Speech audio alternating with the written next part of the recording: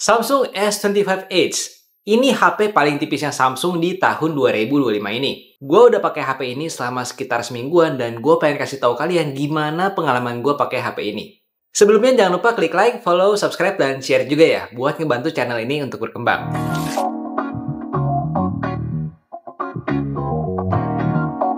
Dan seperti yang kalian tahu ya, gue itu seorang content creator. Gue sehari-hari bikin konten dan udah selama sekitar seminggu ini gue ngonten pakai HP ini dengan 2 SIM menyala. Oke, hal paling pertama yang langsung jadi perhatian gue ya, feels-nya di tangan. Kalau lu terbiasa pakai HP yang cukup besar dan berat, maka dijamin deh pas pegang HP ini tuh kok berasa enteng banget. Ya wajar aja sih, beratnya itu cuma 163 gram. Tebalnya juga cuma 5,8 mm. Bikin HP ini jadi HP yang tertipis di kelasnya. Gua pribadi pernah pakai S25 Ultra dan juga S25 reguler untuk produksi konten dan sebagai daily driver. Dan pegang HP ini tuh berasa refreshing dengan mixed feeling. Kenapa? Karena rasanya di tangan itu sangat nyaman. Baik dipegang dengan satu tangan maupun dipegang dengan 2 tangan. Dan ketika masuk kantong itu juga berasa jauh lebih enteng, plus jendolan di kantong itu jadi berkurang. Dan kedua hal ini yang benar-benar bikin gua rada susah ngelepas si S25 Edge ini. Iya, emang sih urusan kamera itu dia berkurang satu lensa tele dan satu lensa periskop apabila dibandingkan dengan S25 Ultra dan S25 reguler. Tapi sepanjang penggunaan gua sehari-hari, emang sih si lensa tele dan periskopnya itu cukup jarang gua gunakan. Dan kalaupun mau zoom, biasanya cukup di 3-5 kali. Yang masih bisa diakomodir oleh zoom digital dari si lensa utamanya ini. Untuk hasil kameranya seperti apa, gue tuh udah bikin videonya sendiri. Lu bisa cek di video tes kamera S25 Edge ya.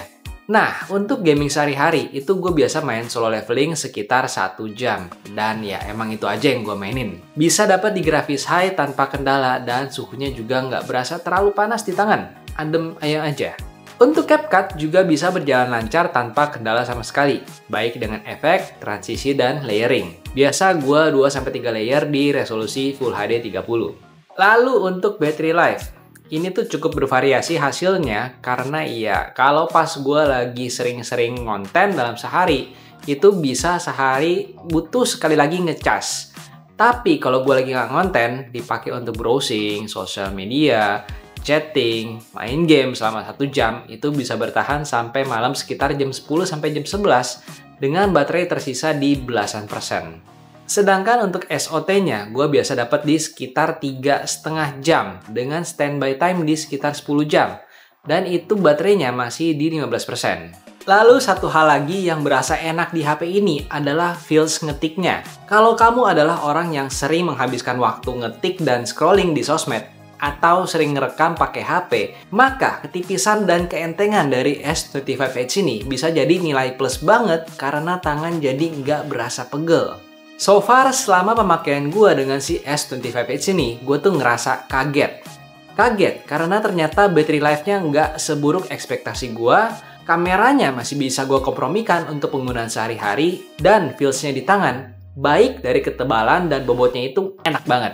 Tapi balik lagi, ini emang bukan HP mainstream yang hanya menekankan pada fungsi, tapi juga sensasi. Kalau kamu nyari fungsi dan spesifikasi, jelas S25 Ultra adalah pilihannya.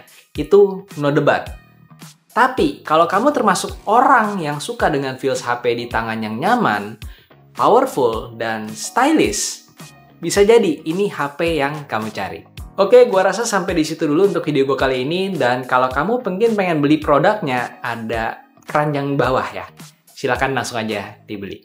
Gua Mikael dari Gadget Apa undur diri dan sampai jumpa di video berikutnya. Dah.